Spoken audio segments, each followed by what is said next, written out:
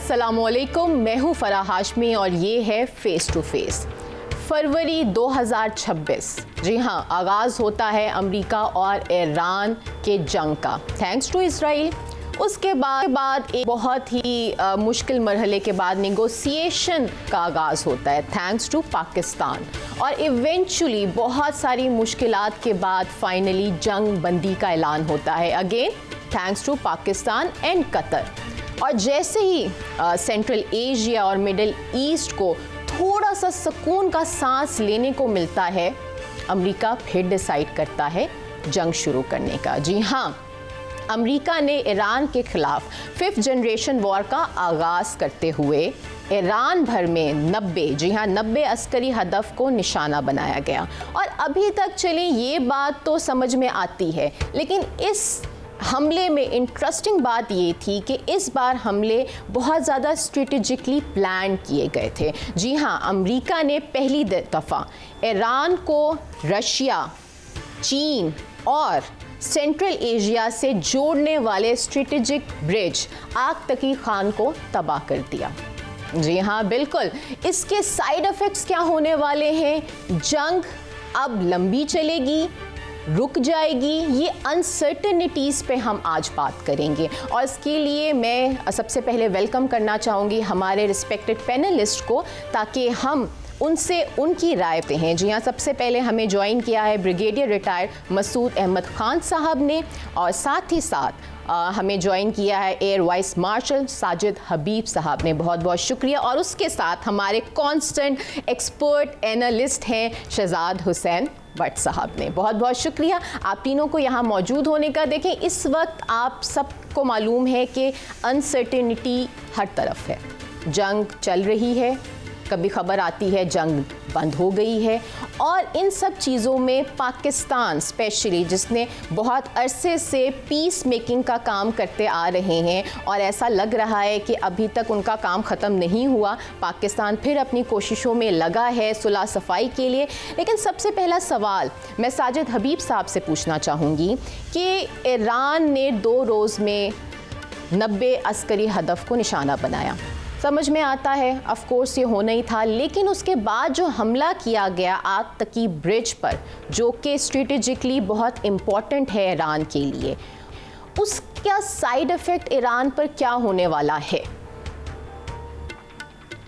अस्सलाम वालेकुम। देखिए, सबसे पहले तो ये कि जंग बंदी हुई, MOU हो गया कि आगे हमने बातचीत से आगे बढ़ना है, 60 दिन के अंदर कुछ गुफ्तगू होनी है, फिर देखना है कि आगे कैसे जाना है। इस दौरान में ब्लॉकेट का इशू चल रहा था, चूँकि तो वो कभी अमेरिका पहले हमला कर देता, अक्सर मतलब ऑलवेज अमेरिका ने पहले हमला किया, उसके बाद जवाब में ईरान करता था। लेकिन अभी जो 3 दिन पहले हुआ है, ये ईरान ने पहल की है। ये मेरा बड़ा कैंडिड ओपिनियन है कि हार्डलाइनर और स्पॉयलर्स हर जगह बैठे हुए हैं। ट्रंप अपने बयानात से एक स्पॉयलर है, इजराइल सबसे बड़ा स्पॉयलर है, जो इंतज़ार कर रहा है कि किसी तरह फुल स्केल जंग दोबारा शुरू हो और वो ईरान के ऊपर दोबारा से हमला करके अपना जो ऑब्जेक्टिव फेल हुआ था उसको अचीव किया जाए। और तीसरे, ईरान के अंदर IRGC में बैठे हुए हार्डलाइनर्स, जो कि उनकी सियासी क़यादत के कंट्रोल में नहीं है।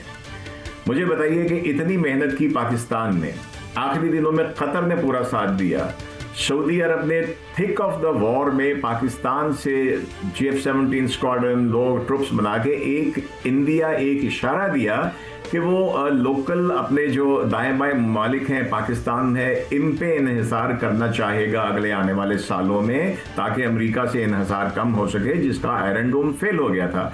और उसके बाद हमने डिप्लोमेटिकली भी इन कंट्रीज़ की आपस में बात करवाई। अभी खमेनाई साहब के जनाजे के ऊपर ये सारे डेलीगेशन गए हुए थे।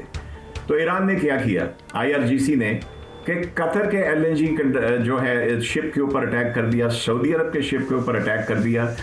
तो ये वो स्पॉयलर्स हैं जो शायद या तो इनको जोम है which as a military man, brigadier साहब भी बैठे हुए, बट मैं एज एन एयरमैन कहूँगा कि ये इल्यूजन है कि उन्होंने एक बहुत बड़ी मिलिट्री पावर को हमेशा के लिए शिकस्त दे दी है। उसके मल्टीपल रीजंस थे, डोमेस्टिक उसका प्रेशर था, उसके इंतखाबात का प्रेशर था, जो 6 मुल्क यहाँ पे मिडल ईस्ट में हैं जहाँ पे उसके अड्डे थे जिनके ऊपर रिटेलिएशन हो रही थी, उनका प्रेशर था, पाकिस्तान की डिप्लोमेसी थी। तो आई थिंक ये बहुत बड़ी हिमाकत की है IRGC ने कि दोबारा से आग के शोलों को भड़काना शुरू किया है। उसका सबसे 1-2 इंडिकेशंस अगर आप देखें कि इजराइल ने फौरन कह दिया है कि अगर फुल स्केल वॉर शुरू होती है तो हम आने को तैयार हैं, और कल तक ट्रंप के साथ कोई भी मुल्क नहीं था पूरी दुनिया में जिसने उसको फेवर की हुए सिवाय भारत के और इजराइल के। कल पूरे नेटो ने कहा है कि ये जो अमेरिका ने रिटेलिएटरी स्ट्राइक्स की, ये रिटेलिएशन है, ये इनिशिएशन नहीं है। उन्होंने सब ने एंडोर्स किया है कि ये बहुत ज़रूरी थी। तो बस इतना कहूँगा कि ये स्पॉयलर्स हैं। जहाँ तक ओवरऑल मैं समझता हूँ कि ये फुल स्केल वॉर की तरफ नहीं जाएगा, ये अगले 60 दिन भी और उसके बाद भी इसी तरह चलता रहेगा, कभी यहाँ से कभी वहाँ से, क्योंकि दोनों अंदर से ईरान और अमेरिका बुरी तरह चाहते हैं कि जंग मज़ीद जो है वो हाई इंटेंसिटी के ऊपर ना जाए। ये सिर्फ अपने अपने आवाम को जो है एक बयानिया बनाने के लिए इस तरह की बातें करते रहेंगे, साथ कोई काइनेटिक एक्शंस करते रहेंगे। आई होप कि सेंस प्रिवेल करे, क्योंकि अगर ये फिर से फुल स्केल वॉर की तरफ गया तो फिर जी बिल्कुल, लेकिन शायद ये ना हो जो पहले हुए। लेकिन ये मौक़िफ़ बहुत इंटरेस्टिंग है और इस पे मैं मसूद साहब से पूछना चाहूँगी कि अब ये जो कहा जा रहा है कि ईरान की तरफ से ये पहल हुई, मगर ईरान ने इन हमलों के उसका जवाब तो देना ही था, तो इस हमले का जवाब उन्होंने दिया कतर, बहरीन और कुवैत पे हमला करके अमरीकी अड्डों पर। और याद रहे कि कतर वही एक ऐसा मुल्क है जो पाकिस्तान के साथ पीस मेकिंग में शाना बशाना खड़े हुए थे। तो आप क्या कहने चाहेंगे कि अब अमरीका और ईरान का जो वॉर है वो ऑल आउट वॉर की तरह से हम देख रहे हैं इसको? जी बहुत शुक्रिया। देखिए हमारे ख्याल में ऑल आउट नहीं होगा, ये टिट फॉर टेट स्ट्राइक्स वगैरह होती रहेंगी। और असल में अभी कंफ्यूजन इस तरह मची है कि द इंटरप्रिटेशन ऑफ आर्टिकल 5 जो MOU का हुआ था, और उसकी इंटरप्रिटेशन ईरान अगर जो कर रहा है तो सही कर रहा है। उसमें वाज़ेह तौर पर लिखा हुआ है कि जो मैनेजमेंट होगी for the next 60 days straight of Hormuz की, वो ईरान मैनेज करेगा जो ऑलरेडी एग्जिस्ट कर रहे हैं इन दो 60 डेज। और साथ ही ये भी लिखा कि ईरान ही फर्दर डायलॉग करेगा for the administration of straight of Hormuz. तो उस पर ईरान ने एक स्टैंड लिया है, उसको कर रहा है। और अभी आप देखें कि स्ट्रेट ऑफ होर्मुज़ की इतनी इंपॉर्टेंस हो गई है, जो न्यूक्लियर इशू था वो बैकग्राउंड में चला गया है। अब सबका फोकस यहाँ पे है।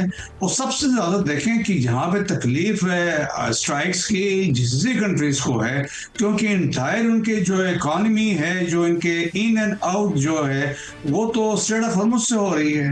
एंड डिस्पाइट द इफेक्ट हम देखते हैं कि सऊदीज ने यनबू तक 1200 किलोमीटर का एक पाइपलाइन बिछाई हुई है, एंड स्टिल वो उसमें ऑलमोस्ट 7 लाख बैरल के करीब, और दिल्ली के हिसाब से वो कर वहाँ पे 1 मिलियन है, वो इतना कर रहे हैं। और इसी तरह जो UAE वाले हैं, उन्होंने फुजैरा तक अपनी पाइपलाइन लगाई हुई है, लेकिन वो उस लेवल की नहीं है जो एक्चुअल स्ट्रेट ऑफ होर्मुज़ से ये कर रहे थे। सो दैट इज एक वो चीज़ है। सेकेंड दैट्स वाई कि देखें कि ईरान अब ये कर रहा है कि ही कंसिडर्स कि मैं सोल मैनेजर हूँ for straight of Hormuz. So at the same time जहाँ पे वर्ल्ड इकोनॉमी और समझ ले depends on straight of Hormuz, आपने इसको जहाँ पे वेपनाइज भी कर दिया है और फ्यूचर में एक टैक्टिक्स बन गई है, तो जिससे को बहुत तकलीफ है। But at the same time China देखें 80% ऑयल ईरान से लेता है, जापानीज 40% ऑयल मिडल ईस्ट से इसी रास्ते से लेते हैं, उसी तरह कतर वाले भी हैं। तो इनको सबसे ज्यादा नुकसान हो रहा है इनका। But at the same time Iran का अपना, जहां पे ईरान इसको समझता है एज ए लिवरेज, वहां पे it's has also become a liability, क्योंकि ईरान का अपना जो ऑयल वगैरह जो था, देखें कि $3 पर बैरल के हिसाब से भेज रहे थे। अब मजीद उसमें जब उन्होंने रिलैक्स किया फॉर 60 डेज, अब उन्होंने दोबारा वो पाबंदी वो दोबारा लगा दी है।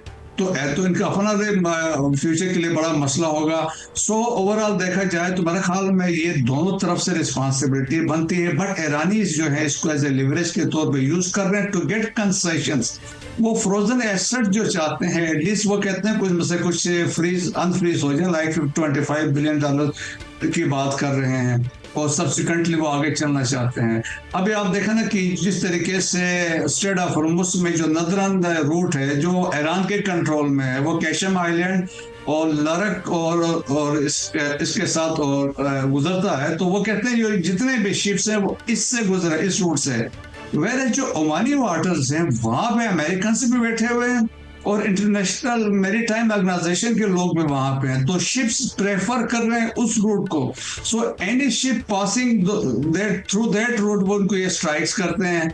और फिर ऊपर से ये भी देखें कि टॉल के ईरानी से इतने इंटरेस्टेड नहीं जितनी वो सॉवरेनिटी चाहते हैं over straight of Hormuz. That's why आप देखें कि जितने इससे तो ये साबित हो रहा है ना कि ईरान शायद जिसको इतने सपोर्ट मिल रहा था बाकी ममालिक से, वो शायद अब वो ना मिले।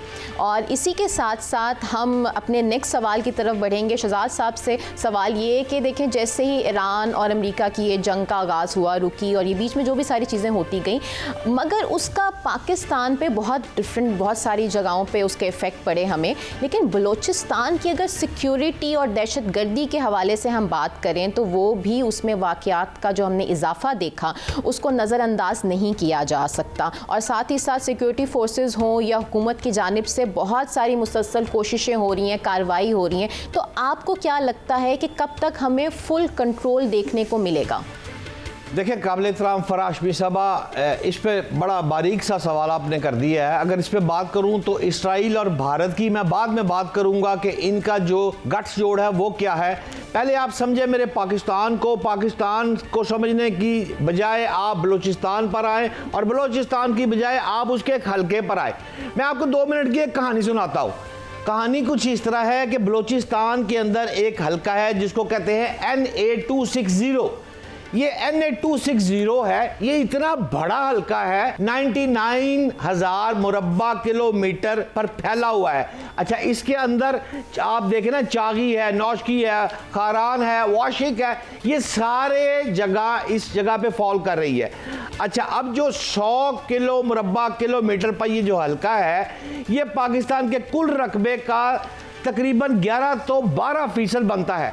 आसान ज़बान में नाज़रीन को बताऊं कि ये किड्डा वड्डा हल्का है। ये जनाब, आप तो बहुत ज़्यादा सफ़र करती है बैरून मुल्क, मैं आपको हैरान करने लगा हूं कि आप स्विट्ज़रलैंड भी गई होंगी।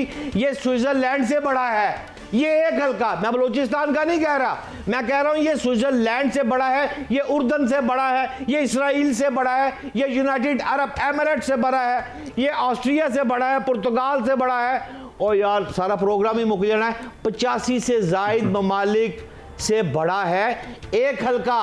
पूरे बलूचिस्तान की मैं बात नहीं कर रहा, 85 ममालिक है। अब समझ आ गई होगी कि ये हल्का क्या है। ये इतना बड़ा जो हल्का है, अब इस हल्के में समझे 10 लाख जो है वो रजिस्टर्ड वोटर है। अच्छा, ये जो 3.5 लाख की इसमें जो 3.5 किलोमीटर के फासले के ऊपर ना 10-10, 15-15 अफराद रह रहे हैं, इतना बड़ा हल्का है। अच्छा, ये जो अफराद यहाँ रह रहे हैं, अब आई बात इसराइल और भारत की। उनका जो गठजोड़ हुआ, वो उन्होंने की साजिश, इनको किया किडनैप, इनको दिए रोकड़ा, इनको दी मनी, इनको दिए डॉलर, और इनको कैप्चर करके आए, काम ला के फिर उसी इलाके में छुप गए। लेकिन सवाल ये है यहाँ पर कि ये जो कर रहा है भारत, ये तो अब यह हो गया ना, मतलब हमारे भाई है, जो हमारे समझदार लोग हैं, इस मुल्क के मुक़्तदर शख्सियात हैं, उन्होंने ये फैसला कर लिया है कि ये जो बलूचिस्तान में हो रहा है, ये भारत और इसराइल का गठजोड़ है, क्रिस्टल क्लियर है। लेकिन काबिल एहतराम एयर वाइस मार्शल साहब मेरे साथ है, और वो हम तो ज़मीन पर जाकर बलूचिस्तान को देखते हैं, वो जहाज़ पर बैठ कर बलूचिस्तान को देखते हैं कि ये हल्का इतना बड़ा कैसे है, मेरे से ज़्यादा उनको पता है। लिहाजा उनसे मैं जानना चाहता हूँ, किबला मोहतरम, आप ये बताएं कि ये जो, मैं 3 मिसालें छोटी सी दे देता हूँ। मिसाल के तौर पर कोलंबिया की हुकूमत ने 2016 में मुज़ाकरात किए, किससे किए? मुसल्लह ग्रुप फारक से किए। फिर फिलिपाइन की मिसाल देता हूँ 2014 की, उन्होंने मोरो इस्लामिक लिबरेशन फ्रंट के साथ मुज़ाकरात किए। बरतानी हुकूमत ने 1998 में गुड फ्राइडे के तहत मुज़ाकरात किए। ये सारी दुनिया नेपाल ने 2006 में मुज़ाकरात किए। सारी दुनिया मुज़ाकरात कर रही है। तो किबला मोहतरम, क्या आप समझते हैं कि हमारे भी अफ़गानिस्तान के साथ कोई मुज़ाकरात हो सकते हैं और ये मुमकिन है? और अगर होंगे तो किन शराइत पर होंगे? या उनकी जो बुरी हुकूमत है वो क्या पपटी हुकूमत है, बस इसी तरह लड़ाई मार कुटाई चलती रहेगी, या बलूचिस्तान में अमन आएगा? एयर वाइस मार्शल साहब। भट्ट साहब, बड़ा शुक्रिया, बड़े तफसील से आपने इतने बड़े हल्के का बताया। तो इतने बड़े हल्के को वैसे भी हल्का नहीं लेना चाहिए। बात यह है कि मुज़ाकरात तो चलते रहे हैं। हमने जो हमारे दोस्त हैं उनके ज़रिए भी जो है अफ़गानिस्तान से इनकी जो रजीम है उससे बात करने की कोशिश की। चीन ने कोशिश की है, रशिया ने कोशिश की है। ये वो सब ममालिक हैं बशमूल यूनाइटेड नेशंस के जो मानते हैं कि ईरान के अंदर 20-23 दहशतगर्द ग्रुप हैं जो वहाँ पे पल रहे हैं, जिनको वहाँ पे सपोर्ट मिली हुई है। मैं बिल्कुल एग्री करता हूँ कि हमें किसी दहशतगर्द ग्रुप से नहीं, हमें अफ़गान हुकूमत से बात डायलॉग जारी रखना चाहिए। लेकिन इस नॉन काइनेटिक के साथ साथ हमें अपना काइनेटिक ऑपरेशन जो है वो भी जारी रखने चाहिए। और दूसरी बात, मैं क्यों कह रहा था कि हल्के को हल्का नहीं लेना चाहिए, हमें डोमेस्टिकली देखना चाहिए कि क्या यहाँ पे हमने उस तरह से डेवलपमेंट की, क्या यहाँ पे लोगों को रोजगार इतना मिल रहा है कि वो यहाँ से किसी के बहकावे में आके बाहर जाके ना काम करें? क्या इसकी एडमिनिस्ट्रेशन हो सकती है जिस तरीके से होनी चाहिए? क्योंकि ये इस दफा की सिर्फ कोर कमांडर जो कॉन्फ्रेंस है उसका एक पॉइंट नहीं है। अगर आपने पढ़ा हो सबसे नीचे कि जो सिविल एडमिनिस्ट्रेशन है वो भी इन इलाकों को डेवलप करे, रोजगार के जराए मौके पैदा करे। क्योंकि जब लोगों को लोकल रोजगार मिलता है तो वो खुद अपने इलाके के मुहाफिज बन जाते हैं। तो इसके साथ साथ हमें ये भी देखना है कि जिम्मेदार या कैपेबल लोगों को बैठाएं उन कामों के लिए। मादरत के साथ कई हमारे मिनिस्टर्स के पास 2-2, 3-3 पोर्टफोलियोज हैं जिसमें किसी की क्वालिफिकेशन उनके पास नहीं है। तो जब इतने बड़े प्रॉब्लम होते, उनके जो मिनिस्ट्रियल लेवल से नीचे तक के लोग होने चाहिए, उनको उसका अदराक होना चाहिए, इंटरनल डायनामिक्स की समझ होनी चाहिए।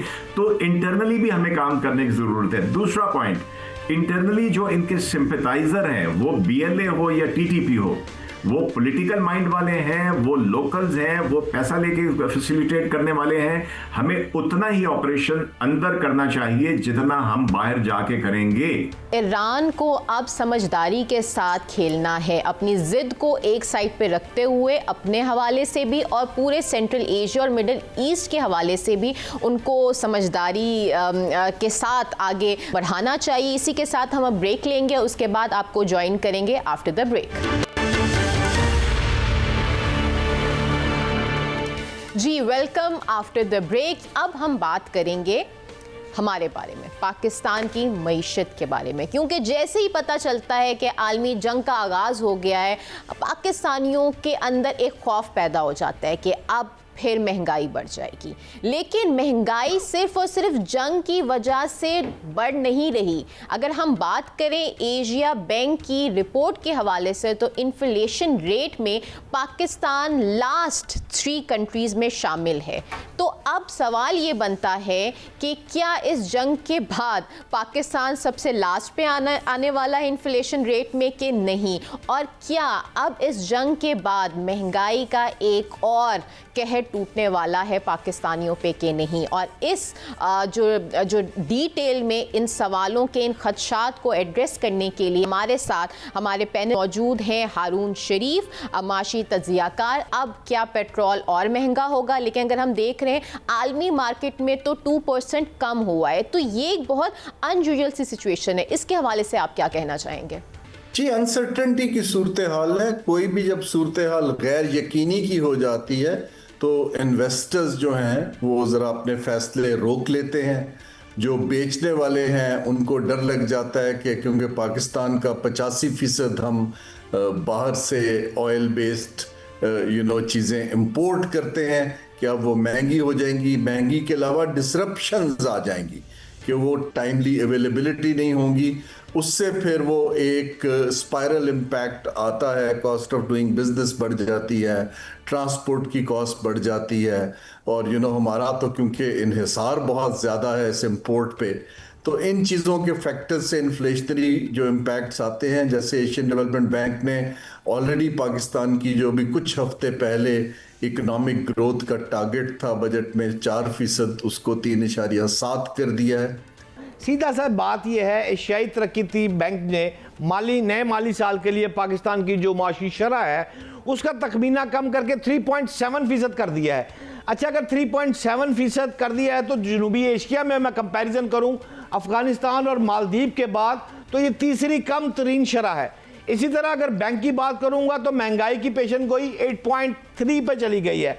अगर 8.3 पे चली गई है तो फिर कंपैरिजन करूं तो बांग्लादेश के बाद खित्ते में दूसरी बुलंद तरीन शरह ये है, और आप मेरा ख्याल इसको तस्लीम भी करेंगे।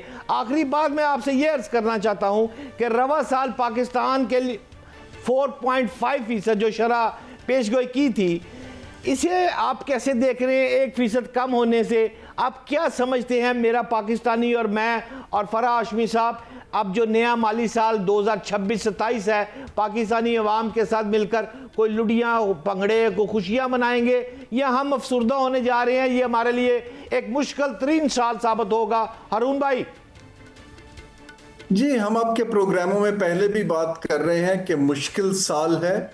हमें अननेसेसरीली एक फील गुड फैक्टर के ऊपर अच्छी बात है कि ईरान और अमेरिका की बातचीत चल रही थी, पाकिस्तान ने बड़ा कलीदी किरदार अदा किया, लेकिन उसका मतलब ये नहीं था कि जो हकीकी इंडिकेटर्स हैं वो बदल गए हैं।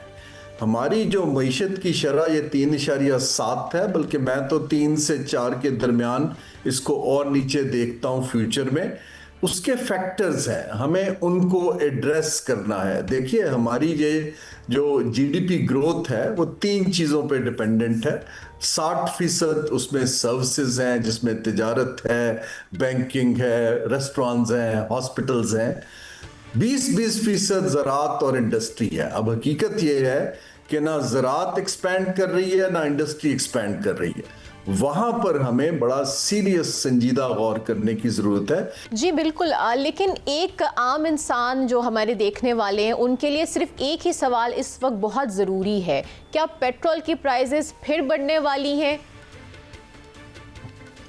जी, ये तो भी वक्त बताएगा। अल्लाह करे कि ये टेम्पररी हो। इतनी जल्दी ऑयल मार्केट रिस्पॉन्ड नहीं करेगी, वो इसको कोई हफ्ता 10 दिन देखेंगे।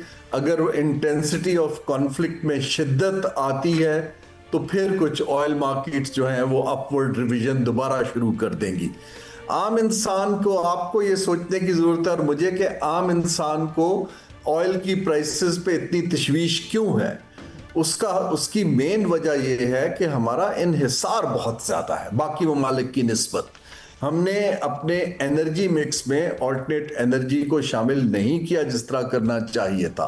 हमारी सारी ट्रेड और ट्रांसपोर्ट जो है वो ऑयल पे मुनहसर है, ना कि रेल के ऊपर, जो कि कोयले से भी चल सकती है, बिजली से भी चल। तो पॉलिसी शिफ्ट ये होती है कि हम ये जो रिस्क है इतना बड़ा, इसको कैसे कम करें, वहां पॉलिसी आने की जरूरत है ताकि आम आदमी के ऊपर प्रेशर कम हो और उसकी कंजम्पशन पावर इरोड ना हो। क्योंकि इस वक्त आम आदमी को ये डर है कि चीजें महंगी होगी तो पहले ही मैं नहीं खरीद पा रहा, तो मजीद महंगी होगी तो हम क्या करें। लेकिन देखें, बात यह कि पॉलिसी की आपने बात की, तो अभी पंजाब रेवेन्यू अथॉरिटी ने एक नया निज़ाम नाफिज किया है जिसमें होटल्स और जो बाकी रेस्टोरेंट्स हैं उसमें कैश देने पर 16% टैक्स होगा और अगर आप क्रेडिट कार्ड से करेंगे तो 8%। तो आपको क्या लगता है, ये पॉलिसी को आप सपोर्ट करते हैं या इससे आप देख रहे हैं कि कोई फ़ायदा होने जाएगा? इसके बारे में क्या कहेंगे आप?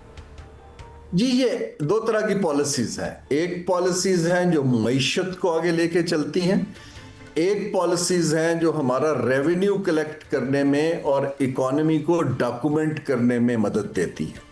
ये पॉलिसी सेकेंडरी है क्योंकि इस वक्त हुकूमत की तवज्जो टैक्सेस कलेक्ट करने के तरीके को और डॉक्यूमेंटेशन की तरफ है। जो मैं अर्ज कर रहा हूँ, आपको जो पॉलिसी शिफ्ट चाहिए कि जो मईशत का पहिया तेज करने के लिए इन्वेस्टमेंट को कैसे लाया जाए, एक्सपोर्ट को कैसे कंपेटिटिव किया जाए, हमारे लिए नए सेक्टर्स कैसे खोले जाएं। तो ये पॉलिसी अच्छी चीज़ है। आप डॉक्यूमेंटेशन कर रहे हैं, रेस्टोरेंट्स को टैक्स कर रहे हैं, इनफॉर्मल इकोनॉमी से फॉर्मेलिटी की तरफ जा रहे हैं, लेकिन इसका इम्पैक्ट क्या है? इसका इम्पैक्ट ये है कि हुकूमत का शायद पंजाब का रेवेन्यू बढ़ जाए। रेवेन्यू बढ़ाना एक चीज़ है, रेवेन्यू कहाँ लगता है वो ज्यादा अहम है। ज्यादा अगर जरूरी तो वो लग जाता है हुकूमत चलाने में, तो फिर वो रेवेन्यू जरा आवाम को फायदा कम देता है। जी बिल्कुल, बहुत बहुत शुक्रिया हारून साहब ज्वाइन करने का। यहाँ पे वक्त हुआ जाता है एक छोटे से ब्रेक, आपसे मुलाकात होती है इस ब्रेक के बाद। जी welcome back from the break. एक दफ़ा फिर आपको खुशामदीद करते हैं फेस टू फेस में। अच्छा, अब हम बात करना चाहेंगे उन हादसात के बारे में जो कि अब देखा जाए तो पाकिस्तान में ऐसा लगता है कि रेगुलर बेसिस पे हो रहे हैं। चाहे वो मुंतहा का केस हो, चाहे वो वली का हो, और अब नाइमा का। जी हाँ, एक महीने के अंदर हमें बहुत सारी ऐसे केसेस देखने को मिल रहे हैं जो आपका दिल दहला देती हैं और एक सवाल पैदा करती हैं, क्या हम उस तरफ जा रहे हैं जहाँ पे पाकिस्तान को बच्चों के लिए अनसेफ कंसिडर किया जाएगा? क्या हम उस फेस पे जा रहे हैं कि हमें जब तक कोई इस तरह के केसेस हमारे सामने नहीं आता, रेप का हो, मर्डर का हो, तब तक हमें ये एहसास नहीं होता कि हम अभी भी अपने बच्चों को, अपनी जनरेशन को सिक्योरिटी प्रोवाइड करने में कितने पीछे हैं? हम मईशत में तो पीछे हैं ही, लेकिन अब हमारे बच्चे, हमारी जनरेशन भी सेफ नहीं है। कहने दीजिए मुझे, क्योंकि अभी जो इंसिडेंट हमारे सामने आया है उसके बारे में कहूँ, जो पूरे वायरल भी हो रहा है सोशल मीडिया पे, हम इसको देख रहे हैं कि एक बच्ची, 12 साल की बच्ची जो पढ़ने के लिए ट्यूशन जाती है, जिसका नाम नाइमा है, और वो मुबीना तौर पर अपने ट्यूशन सेंटर के वॉशरूम में मुर्दा पाई गई। अब सवाल बहुत सारे पैदा होते हैं कि क्यों नहीं ये मालूम हो सका, जहाँ पे ट्यूशन सेंटर बहुत बिजी एक सेंटर होता है, बहुत सारे बच्चे उसमें पढ़ने आते हैं, तो इतनी देर तक क्यों नहीं किसी को इल्म हुआ कि नाइमा कहाँ है?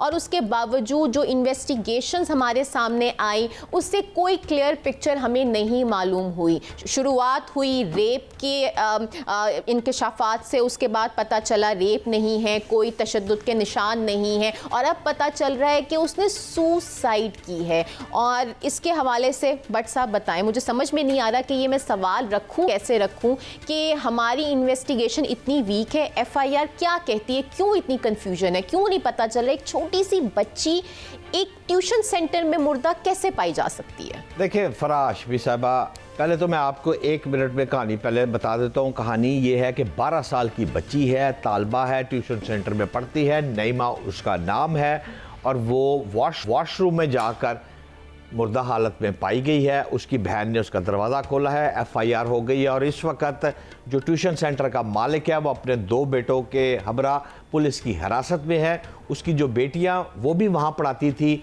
वो उन पे भी तफ्तीश की जा रही है, लेकिन उनको हिरासत में नहीं लिया गया। असल वजह लोकेट की जा रही है कि क्यों बच्ची इस तरह हुई। उसके बच्ची के बाप का इल्ज़ाम आया कि पॉकेट मनी की वजह से। बिल्कुल नहीं, मैं इस वाक़े को नहीं मान सकता। अभी तक जो डीएनए रिपोर्ट है वो नहीं आई बच्ची के साथ। खुदा न खास्ता किसी ने रेप तो नहीं किया? बहुत बड़ा सवालिया निशान है ये। बच्ची खुदकुशी हुई, क्यों खुदकुशी हुई, क्यों, वजह क्या थी? पॉकेट मनी ना मिलने, इतनी वजह से मेरी अकल के मुताबिक नहीं आती बात समझ में कि बच्ची ने खुदकुशी ही कर ली। वो कि उसका बाप दूसरी बात भी कर रहा है कि इसने पहले भी एक दफ़ा खुदकुशी की थी, अपनी 2 बहनों ने भी उसने ये बात कही है कि ये हाँ, हमारी बहन ने एक दफ़ा पहले भी नाराज़ होकर खुदकुशी की कोशिश की थी, अब भी खुदकुशी की कोशिश है। लेकिन सवाल ये है, पुलिस की जो इब्तदाई तफ्तीश है वो मैंने स्टडी थोड़ी सी की है, उसके मुताबिक बच्ची के जिस्म पर कोई ऐसे निशानात नहीं है खुदा न खास्ता जिससे ये लगे कि इसके साथ रेप हुआ है। हाउएवर बच्ची के गले पर निशान जरूर है फंदे का। लेकिन अब सवाल ये है कि वॉशरूम में एक धागा लटका हुआ है, रस्सी लटकी हुई है, और भाई क्यों लटकाई हुई है? वजह क्या है लटकाने की? वो कम्बोर्ड पे खड़ी होती है और वहां से उसको झूल जाती है। ये बाज़ाब्ता घिनौनी साजिश हो सकती है। फराह साहब, यही तो मैं पूछना चाह रही हूँ कि वॉशरूम में फंदा लगाने की कोशिश वो क्यों करेगी? अगर उसने खुदकुशी करनी है तो वो अपने कमरे में जाकर के पंखे से खुदकुशी, जो कोई बच्चों को नजर आता है। ये देखें, एक्सक्लूसिव फुटेज आपके टीवी पे इस वक्त चल रही है। ये वॉशरूम की आपने तस्वीर देखी, ये वॉशरूम के अंदर एक रस्सी लटकी हुई है। वो बच्ची इस वॉशरूम की रस्सी के साथ अपने गले के को लपेटती है, कम्बोर्ड वहाँ वॉशरूम में मौजूद है, उसके ऊपर खड़ी होती है और खुद को झूल जाती है।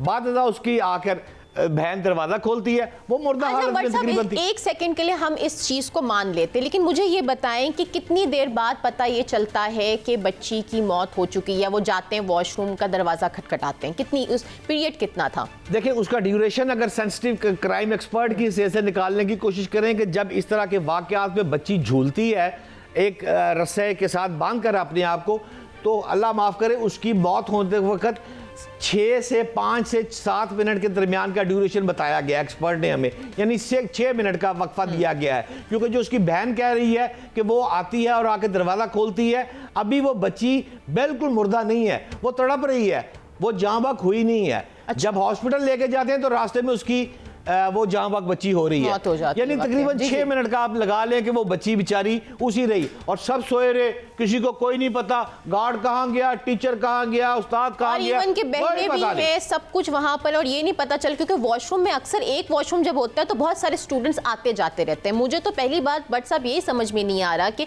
10 मिनट तो लगे होंगे उसको फंदा बनाते हुए या रस्सी को, जो भी उसने किया, तो ये जो वाकया हुआ है कहीं ना कहीं 10 से 15 मिनट के बीच में हुआ है, तो इसका मतलब 10 से 15 मिनट तक कोई भी नहीं आया ये पूछने या वॉशरूम यूज करने, तो ये आपको थोड़ा सा शेडी नहीं लग रहा? नहीं फराह, मुझे थोड़ा नहीं, मुझे बहुत ज्यादा लग रहा है। ये इसमें कुछ अंदर से बात निकलेगी, अभी मैं इस पर कोई कमेंट नहीं करना चाहता क्योंकि अभी तक मैंने डीएनए रिपोर्ट नहीं पढ़ी है। अभी तक जो तफ्तीश हुई है मेरी सीसीपी लाहौर बिलाल सिद्दीक के मैंने से भी प्रोग्राम से पहले बात हुई है, उनसे मैंने पूछा जी आपकी तफ्तीश, आप एक समझदार पुलिस अफसर है, आपको क्या अभी तक इन्वेस्टिगेशन आपके पास है? उन्होंने मुझे बताया कि ये बज़ाहिर 70% तक हमारी जो तफ्तीश है ये खुदकुशी की तरफ जा रही है। इब्तदाई तौर पर बच्ची के जिस्मों पर ऐसे निशानात नहीं नजर आ रहे कि ये रेप किया गया उसके साथ, लेकिन कत्ल को भी तो खुदकुशी का रंग दिया जा सकता है, क्योंकि ये बहुत ही एक अनयूजुअल सा वाकया आया है हमारे सामने। लेकिन फराह आप गौर करें ये वाकयात हो क्यों रहे? क्यों हो रहा है? बिल्कुल आप जरा गौर करें ना, मुसलसल आप मुंतहा की से शुरू कर लेना, आप उससे पीछे चल लेना वली, और ये सिर्फ 3 केसेस 1 महीने के अंदर अंदर आए, ये कोई मैं आपको 6 महीने पुरानी बात नहीं बता रही। देखिए फराह, बात सीधी सी है, हम सब कसूरवार हैं, सच्ची बात। पंजाब पुलिस तो कसूरवार है ही है ना, लेकिन हम सब भी कसूरवार है। किस तरह? मुंतहा जिसकी आप बच्ची की अभी आपने बात की है, दादी घर है, माँ घर है, बच्ची को कहा 50 रुपए का सौदा ले आ, क्यों दुकान पे भेज रहे हो? 6 साल के बच्चे को वली को भेज दिया, वली को भेजा, क्यों भेजा? 2 तीसरी सबसे अहम बात लेके आए ना, आप जरा गौर करें कि बच्चों के ऊपर इस वक्त सोशल मीडिया का इम्पैक्ट क्या आ रहा है। डिप्रेशन क्या है, तलीमी मुश्किलात में इजाफा हो रहा है। हम क्या करते हैं, माँ जाती है किचन में, मोबाइल बच्चे को दे के जाएगी, ले मेरा बेटा खेल, वो ऐप डाउनलोड कर रहा है। आप तो ज़्यादा पढ़ी लिखी है, आपको वो ऐप्स का पता होगा, मोमो चैलेंज, वो जनाब हेलो व्हील, वो जी पबजी, जी वो पबजी में तो ये बताता है कि मैंने जनाब तेरे को कत्ल कैसे करना है और मैंने छुपना कैसे है, मैंने खुदकुशी कैसे करनी है, ये सारी चीजें सोशल मीडिया नहीं दे रहा हमें। लेकिन यहाँ पे बहुत सारे लोग कहेंगे अब सीसीडी एक्शन में आएगी, अब क्या मुझे ये बताएं कि जो भी रेप केसेस या इस तरह के कत्ल सीन होते हैं उसकी जिम्मेदारी सिर्फ सीसीडी पे है कि जब हो जाए तो आप उनका बदला लें? मुझे समझ में नहीं आता। अरे नहीं, बिल्कुल मैं डिसएग्री हूं। फराह, सीसीडी जो है ये मावराए आइन कत्ल कर रही है, ये एक टाइम के लिए आई, उसके बाद इसको इस तरह मुसलसल इस तरह अमन मुमकिन ही नहीं है। आप जरा गौर में छोड़े सीसीडी को, क्योंकि ये खुदकुशी की तरफ जा रहा है केस, लिहाजा किसको मारेगी? स्टूडेंट को मारेगी, टीचर को मारेगी, उसकी बहनों को मारेगी, ये उसका केस नहीं बनेगा, ना ही ये केस ट्रांसफर होगा इसको, ये पंजाब पुलिस ही करेगी। एक बात। दूसरी बात मैं आपसे अर्ज करना चाहता हूँ, आप जरा गौर करें ना कि पाकिस्तान में 16 साल से बच्चों की जो उम्रें हैं, कम उम्र जो बच्चे हैं, उनकी तादाद कितनी है? 10 करोड़ 98 लाख 10 करोड़ 98 लाख जो आबादी है बच्चों की, वो क्या कर रही है? Mobile user. मुसलसल 10 करोड़ बच्चा मोबाइल खेल रहा है। अगर वो बच्चा मोबाइल खेल रहा है तो भाई, अगर आपको ये गौर, कानून किसने बनाना है? पंजाब असेंबली ने बनाना है, कौमी असेंबली ने बनाना है, मैंने बनाना है? मैं तो कहता हूं हम सब कसूरवार है, हुकूमत अपना रोल क्या अदा कर रही है? बिल्कुल हमें सारी चीजें हुकूमत पे नहीं डालनी चाहिए, हाँ, लेकिन इसका मतलब ये भी नहीं है कि सिक्योरिटी ना प्रोवाइड की जाए, इसका मतलब ये नहीं है कि क्राइम को कंट्रोल ना किया जाए। और नहीं फराह, बिल्कुल हुकूमत को आप फेवर ना करें, आप ज्यादती कर रही है। हुकूमत बिल्कुल उतनी ही कसूरवार है जितनी मुंतहा की माँ कसूरवार थी, जितने वली का बाप कसूरवार था। बात ये है, पूरी दुनिया देखे ना, स्टडी करे पूरी दुनिया में क्या हो रहा है। लोग बैन कर रहे हैं अपने बच्चों से, 16 साल से, जो मैंने आपको फिगर दिया है 10 करोड़ का बच्चों से मोबाइल ले रहे हैं। पाकिस्तान में बच्चों के लिए कानून साजी नागजीर हो चुकी है। अब अगर पंजाब असेंबली या कौमी असेंबली नहीं करेगी कानून साजी, बच्चों से मोबाइल नहीं लेगी, फिर कत्ल होंगे, होते रहेंगे। बट साहब एक और इसका जाविया ये है, इस इंसिडेंट के बारे में अगर बात करूं तो ट्यूशन सेंटर, आप अभी हमने देखा कि वो तो चलो ये एक हादसा पेश आया, ट्यूशन सेंटर की छत गिर गई, मगर उसके बाद ये वाला जो हमारे पास इंसिडेंट आया, क्या ये ट्यूशन सेंटर ज़रूरी है? और ये जो घरों में बनाए गए हैं, आपको लगता है कि इसके खिलाफ भी कोई ना कोई ऐसी कोई रूल बनने चाहिए, कोई ऐसी डेवलपमेंट होनी चाहिए कि ट्यूशन सेंटर को ख़त्म किया जाए? हमें नहीं पता। ठीक फरमाया आपने, यही मैं आपको अर्ज करना चाहता हूँ कि बच्चों 16 साल से बच्चों से मोबाइल लेना, कानून साजी करना हुकूमत पंजाब की जिम्मेदारी है। हुकूमत पंजाब की काबिल एहतराम मरियम नवाज साहिबा की डेडलाइन है ख़वातीन, वो तो कहती है खातून पर तशद्दुद तो मैं बर्दाश्त नहीं करती। ठीक है, अब मैंने जो सच्ची बात है, आप खुद खातून है, सड़कों पर जो पहले हालात थे क्या आज वही हैं? नहीं, चेंज हुए हैं, हम मानते हैं। बटन लगे हुए हैं जनाब, वायरलेस कॉल चल जाती है, खवातीन को तोहफ़्ज़ मिला है, थैंक यू सो मच, आपका बहुत शुक्रिया। लेकिन सवाल ये है, इस रेड लाइन के साथ साथ जो अमली काम है, जो 16 साल के बच्चों से कम उम्र है, उनके कानून साजी भी आप ही ने करनी है।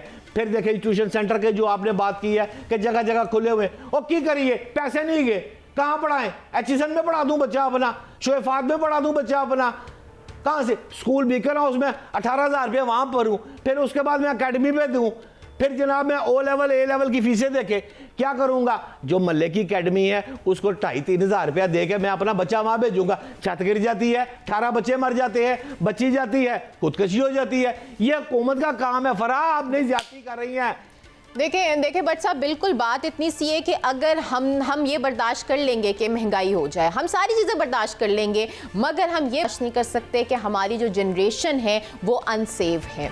और उसके लिए चाहे कोई भी जिम्मेदार है, हमें एक साथ अब एक दूसरे पे ब्लेम करने के बजाय एक साथ इकट्ठे होकर के इसके खिलाफ जंग लड़नी है। और आज के एपिसोड का मैं यहीं पे इख्तिताम करना चाहूँगी। मिलेंगे कल फिर फेस टू फेस एक नई डिस्कशन के साथ। This is was Farah Hashmi signing out. Pakistan जिंदाबाद।